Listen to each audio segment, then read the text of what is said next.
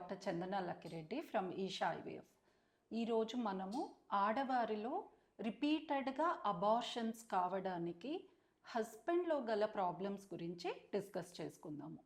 చాలాసార్లు అబార్షన్స్ ఎక్కువగా అవుతున్నాయంటే అది మనము ఫీమేల్ సైడ్ ప్రాబ్లం అనే టెస్ట్లు చేస్తాము. కానీ ఈ మధ్య కాలంలో లైఫ్ స్టైల్ చేంజెస్ వలన హస్బెండ్స్లో ఉన్న ప్రాబ్లమ్స్ వలన కూడా వైఫ్కి మిస్క్యారేజ్ అయ్యే ఛాన్స్ అనేది ఉంటుంది. సో ఇది ఎలాంటి ప్రాబ్లమ్స్ అంటే మోస్ట్ ఇంపార్టెంట్ వచ్చేసి డిఎన్ఏ ఫ్రాగ్మెంటేషన్. హస్బెండ్ స్పర్మ్లో కానీ డిఎన్ఏ ఫ్రాగ్మెంటేషన్ ఎక్కువగా ఉంటే దానివల్ల వైఫ్కి మిస్క్యారేజ్ అయ్యే ఛాన్సెస్ అనేది ఉంటుంది. ఈ డిఎన్ఏ ఫ్రాగ్మెంటేషన్ అనేది మనము ఎలా టెస్ట్ చేయొచ్చు అంటే ఇది సెమెన్లోనే ఒక type of different test.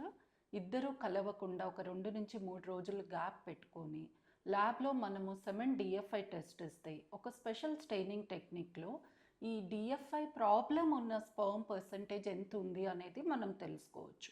Normal వచ్చేసి 20% అండ్ బిలో ఉండాలి. దీనికంటే ఎక్కువగా ఉంది అంటే దాని వలన కూడా వైఫ్లో మిస్క్యారేజ్ అయ్యే ఛాన్సెస్ ఉంటాయి అన్నమాట. డిఎఫ్ఐ ఎక్కువగా ఉన్న వాళ్ళకి మేము ఫర్దర్ టెస్ట్లు చేసి ఇది ఎందుకు వల్ల పెరిగింది, దీన్ని మనము తగ్గగలమా అనేది చూసుకోవడము ఎంతో ఇంపార్టెంట్.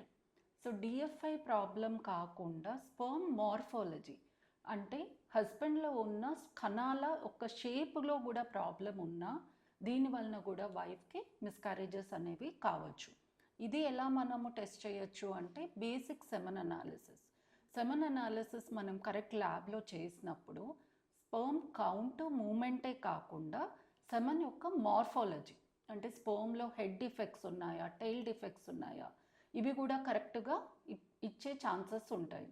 ఇలా స్పర్మ్ మార్ఫాలజీలో అది కూడా హెడ్లో ఎక్కువ డిఫెక్ట్స్ ఉంటే వైఫ్కి మిస్క్యారేజ్ అయ్యే ఛాన్సెస్ అనేవి ఉంటాయి. సో స్పర్మ్ మార్ఫాలజీ ప్రాబ్లం ఉన్నప్పుడు మనం మన లైఫ్ స్టైల్ చేంజెస్తో తర్వాత కొన్ని సప్లిమెంట్స్తో స్పర్మ్ అనేది మనము హెల్తీగా వచ్చేటట్లు చూసుకోవడం ద్వారా మిస్క్యారేజ్ రిస్క్ అనేది తగ్గివచ్చు.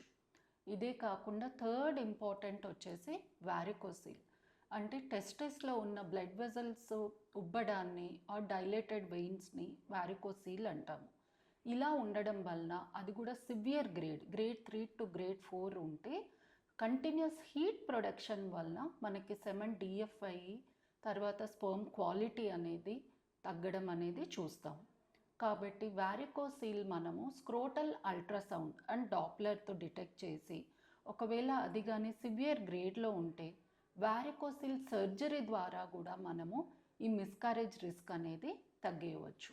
ఈ మూడే కాకుండా లైఫ్ స్టైల్ ప్రాబ్లమ్స్ ఎవరి హస్బెండ్ అయితే ఎక్కువగా స్మోకింగ్ కానీ డ్రింకింగ్ కానీ or over the counter medications రిపీటెడ్గా వాడడం కానీ ఒక్కొక్కసారి మజిల్ బిల్డింగ్ కానీ మనము టెస్టోస్టిరాన్ టాబ్లెట్స్ వాడడము, స్టిరాయిడ్స్ వాడడము ఇలాంటివి చేయడం వలన కూడా స్పర్మ్లో అనేక ప్రాబ్లమ్స్ వచ్చి తద్వారా వైఫ్కి మిస్క్యారేజ్ అయ్యే ఛాన్సెస్ ఉంటాయి.